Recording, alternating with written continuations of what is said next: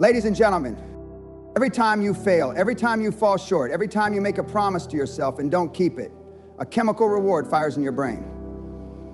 That's the uncomfortable truth no one wants to admit. You're not just failing by accident, you're addicted to losing. You're hooked on it, the same way a drug addict's hooked on their next fix. And the worst part is, you don't even know it.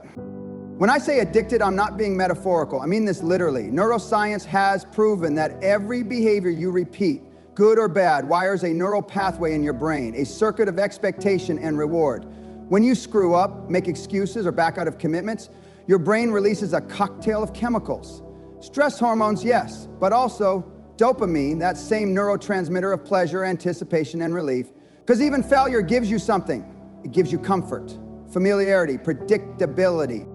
Winning, on the other hand, that's foreign, it's uncertain, it's painful, it's lonely. The brain doesn't crave uncertainty, it craves patterns. It craves what it knows. And what most of you know is losing. That's your comfort zone. You've made a home in hell and convinced yourself it's heaven because at least it feels familiar. Think about the last time you set a big goal. For a few days you were fired up. You visualized the new life, the new you, the new standard. But then came the discomfort, the delayed gratification, the silence from others, the lack of instant results. And instead of pushing through, you went back to what felt safe, back to procrastination, back to self-doubt, back to the cycle you know best. That's addiction. It's not just about alcohol, nicotine, or drugs. It's about emotional states. And you, yes, you are chemically hooked on your own self-sabotage. Let me tell you a story from the lab, a study on rats that changed how I see human failure forever. Scientists set up an experiment where rats could press a lever and get a predictable food pellet. Simple, cause and effect. But then they changed the game. They made the reward random. Sometimes pressing the lever gave food, sometimes it didn't. What happened? The rats started pressing it obsessively, not because they were hungry, but because they were chasing the feeling of maybe. That's exactly how most people live. You're addicted to the maybe of your potential. You say, maybe I'll start Monday. Maybe this year will be different. Maybe when things calm down, I'll go all in. You keep pressing the lever of life, chasing a fantasy, but never building a pattern that wins. And the brain doesn't care whether that lever gives success or failure. It just wants stimulation. That's why you doom scroll social media. That's why you talk more than you act. You're not looking for transformation. You're looking for dopamine. When you scroll, when you complain, when you procrastinate, you're getting micro hits of satisfaction that replace the deep, delayed gratification of actually winning. And you've trained your brain to prefer the easy hit over the meaningful victory. It's chemical self-destruction disguised as comfort. You've become an emotional junkie, addicted to failure, to drama, to the narrative of one day. Because it gives you identity. It gives you something to talk about. Without your problems, who would you be? Without your excuses, what would you stand on? The truth is, most people don't want to win. They want to feel like they're trying. They want to appear as though they're improving without ever facing the pain that real improvement demands. That's why they buy self-help books they never finish, attend seminars they never apply, and make resolutions they abandon by February. It's performative growth. And the brain loves the illusion of progress more than the discipline of transformation. You see, the human brain isn't wired to make you happy, it's wired to keep you alive. And comfort feels like safety. So when you try to change, when you try to upgrade your life, your subconscious interprets that as danger. That's why self-sabotage exists. It's not weakness, it's protection. Your mind is trying to pull you back into the familiar pain it knows how to survive, rather than risk the unknown discomfort of a better future. So if you've ever wondered why you keep repeating the same toxic patterns, why you attract the same kind of pain, why you can't seem to hold momentum, it's because you've neurologically normalized losing. Your nervous system is calibrated for mediocrity. And every time you say, it's okay, maybe next time, you're reinforcing that calibration. Let's get brutally honest here. You love your problems. You love the story of struggle because it makes you feel alive. It gives you significance. Deep down, most people would rather be dramatically miserable than quietly successful because success demands silence, discipline, and boredom. And that doesn't stimulate the same chemical rush as chaos. But here's the good news. Addiction can be rewired. The same brain that's addicted to losing can be trained to crave winning. It's all about repetition and reward. You have to starve the neural pathways that feed your weakness and build new ones that feed your strength. Every small victory, every kept promise, every disciplined act, there's a new synapse forming, a new reward loop growing. And I've seen this happen, not in theory, but in blood and sweat. I once worked with a man who was 300 pounds, depressed, divorced, and ready to give up. Every time he failed a diet, he'd binge. Every time he binged, he'd punish himself with guilt. He didn't need therapy, he needed to break the loop. So he started with one rule: no more negotiations. He'd walk 20 minutes a day, no matter what. Rain, snow, fatigue, it didn't matter. Within 3 weeks, something shifted.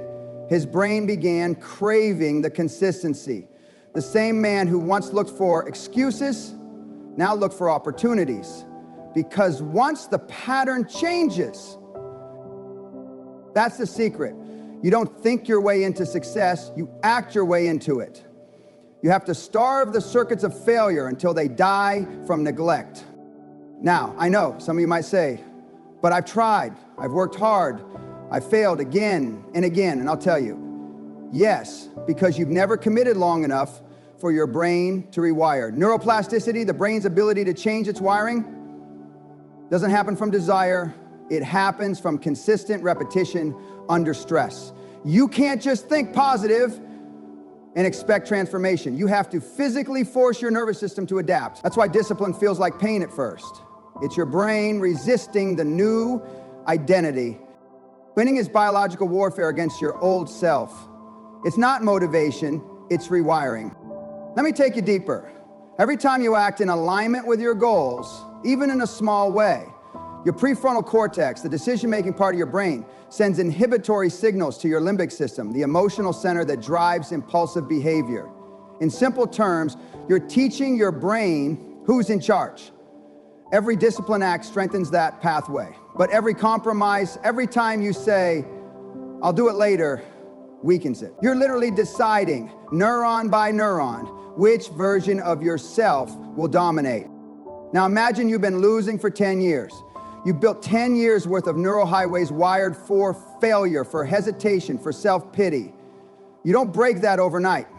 You burn it down one disciplined act at a time. That's what it takes. If you think this is too extreme, good, because change is extreme. You can't casually reprogram an addicted brain. You have to shock it. You have to flood it with new input, new habits, new environments, new language. That's why people who hang around winners eventually start winning, because exposure rewires expectation. The opposite is also true. Spend enough time around mediocrity and your brain will normalize average. I once spoke to a recovering addict who told me something unforgettable. He said, I didn't just have to quit the drug. I had to quit the people who didn't want me to quit. And that's exactly what many of you need to do with your lives. You have to detox from comfort. Detox from people who praise your potential but never challenge your performance.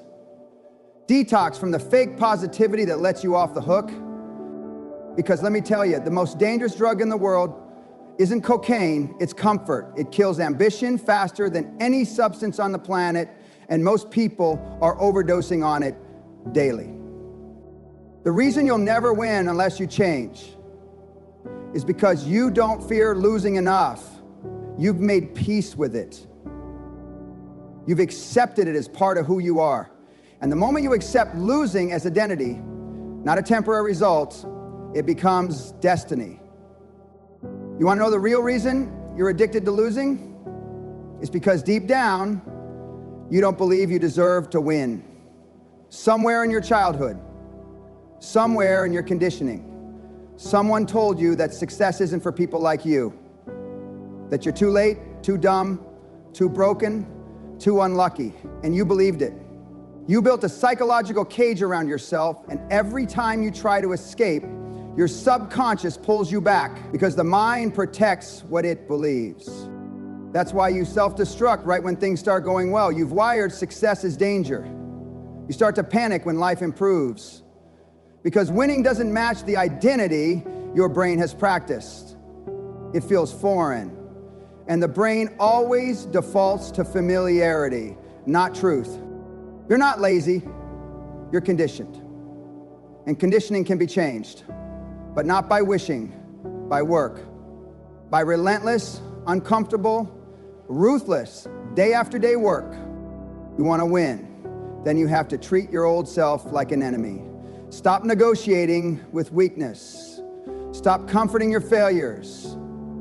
Every time you say, it's okay, I'll try again tomorrow, you're injecting yourself with another hit of the drug called mediocrity. You need to go cold turkey on excuses. Starve your comfort, feed your courage. And here's the beautiful part. Once you start starving your weakness, your strength begins to scream louder. At first, it's a whisper, a faint voice saying, maybe I can.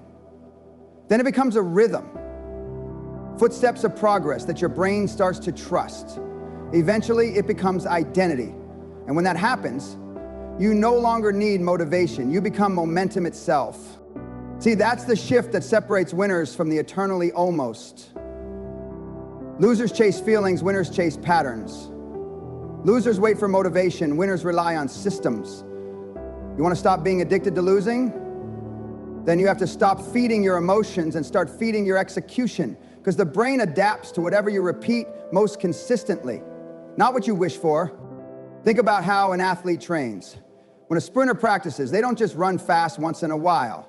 They train their muscles, lungs, and reflexes until speed becomes second nature.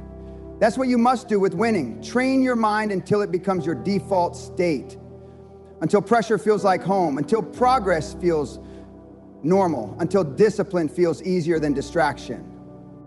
The tragedy is that most people never get that far because they keep resetting the clock.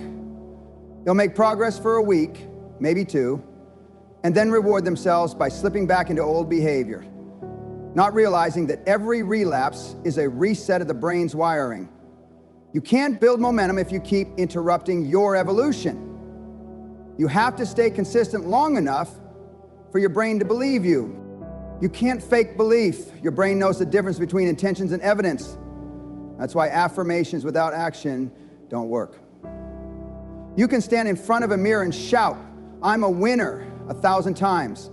But if your behavior doesn't match, your subconscious will laugh in your face. The brain follows proof, not promises. And proof is built one act of discipline at a time. Every morning you wake up early, every task you finish without delay, every goal you hit without complaining. That's biological proof. And eventually your brain says, okay, this is who we are now. That's when addiction flips. That's when you become addicted to winning. Winning has its own chemistry, one that's just as powerful as the chemistry of failure. When you keep your word, when you overcome resistance, your brain releases dopamine, endorphins, serotonin, and even oxytocin. That's the natural reward system for progress. But here's the catch. You only get that reward if you earn it. Artificial stimulation, like social media, gossip, comfort food, or empty praise, hijacks that system. It gives you the chemical high without the behavioral achievement. It's counterfeit winning. And you wonder why you feel empty even after chasing pleasure. You can't fill your soul with dopamine. You fill it with direction. The reason so many of you feel drained, lost, or unfulfilled isn't because life is unfair. It's because you've been feeding your brain fake rewards for too long. You've short-circuited your purpose. And now, when the real opportunity for growth appears, you don't even recognize it. Because your system is wired for shortcuts, not standards. Let me be brutally honest. You're not tired, you're untrained. You're not unlucky, you're unfocused. You're not overwhelmed, you're undisciplined. And until you stop lying to yourself about that, you'll stay addicted to losing. Now, let's talk about fear, the quiet drug that keeps you hooked on mediocrity. Every addict fears withdrawal, and in your case, the withdrawal is from your excuses. That's why most people never change.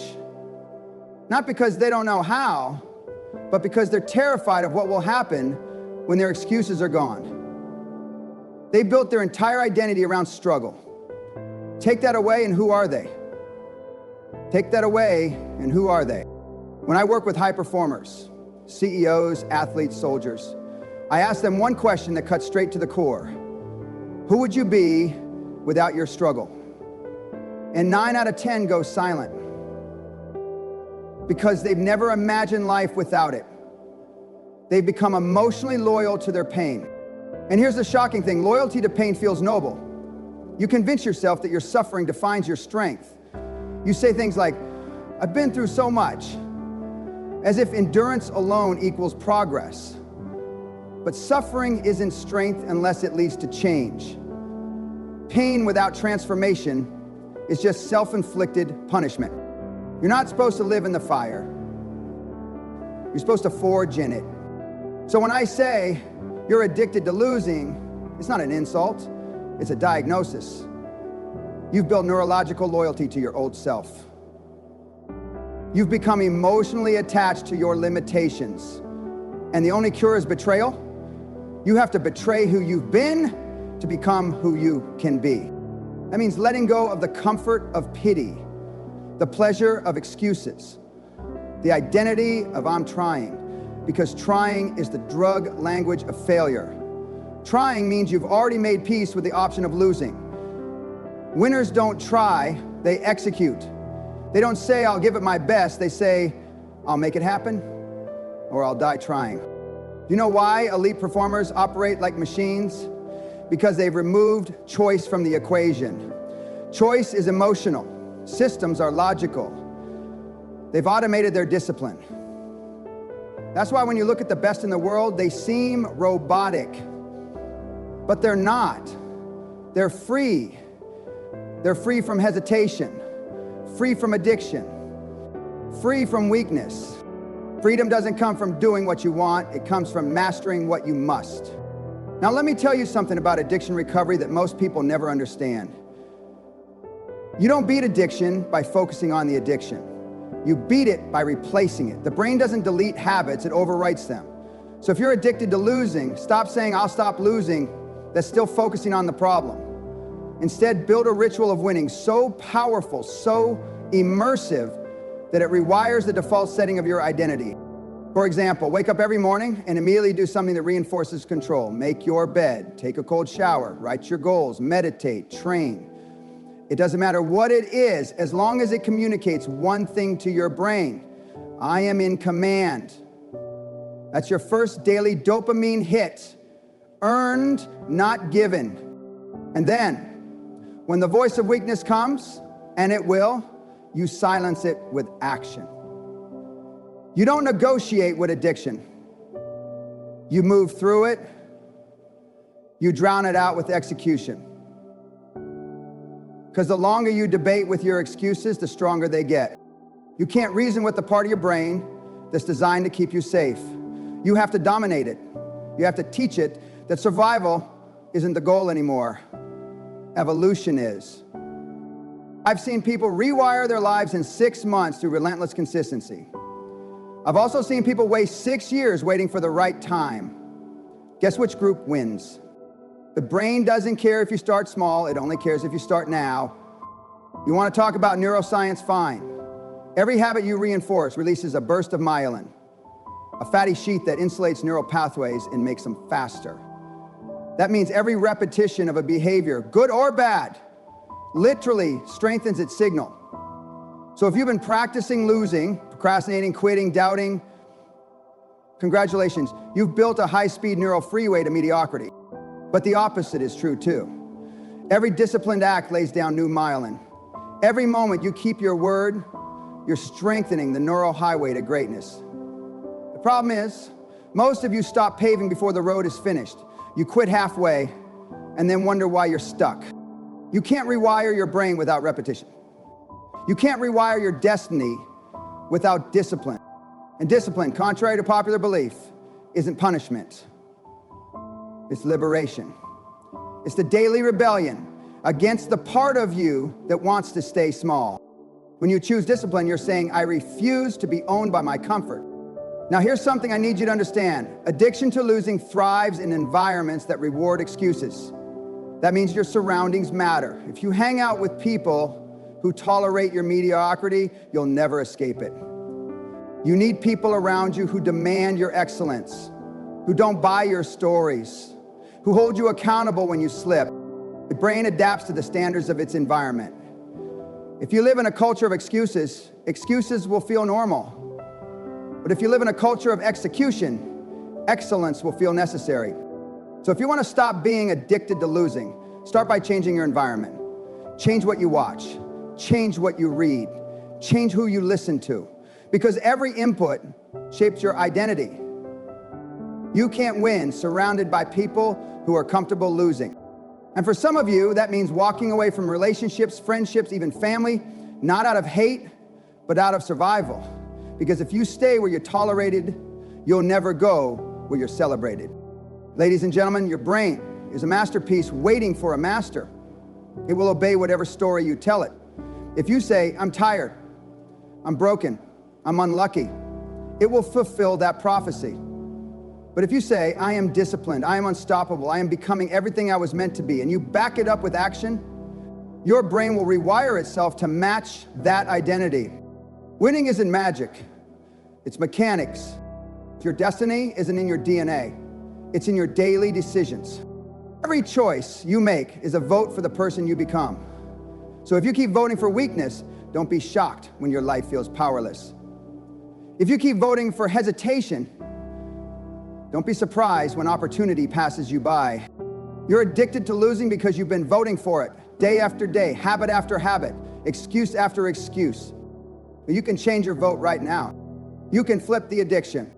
You can become addicted to winning, to progress, to integrity, to momentum, to discipline, to excellence. You can train your brain to crave the discomfort that builds character, the silence that breeds focus, the sacrifice that earns freedom. That's when life changes. That's when you stop chasing dopamine and start commanding destiny. And I'll tell you what, once you taste that level of control, once you realize you can create your own chemistry, your own drive, your own destiny, losing will repulse you, failure will no longer feel familiar, comfort will feel like poison. That's when you'll know you've crossed the line. That's when you'll know you've broken the addiction. Because from that day forward, you won't need to be pushed. You'll be pulled by the gravitational force of your own potential. And when that happens, you'll look back at who you used to be, the excuses, the hesitation, the endless cycles, and you'll wonder how you ever lived that way. You'll realize it was never about talent, luck, or timing. It was about identity, about choosing every single day who you wanted to be addicted to, your weakness or your greatness. So choose, because the clock is ticking, and every second you spend justifying your addiction is another second you'll never get back. You've been addicted to losing long enough. It's time to go cold turkey on excuses and overdose on execution. Now go out there and win like your life depends on it, because it does.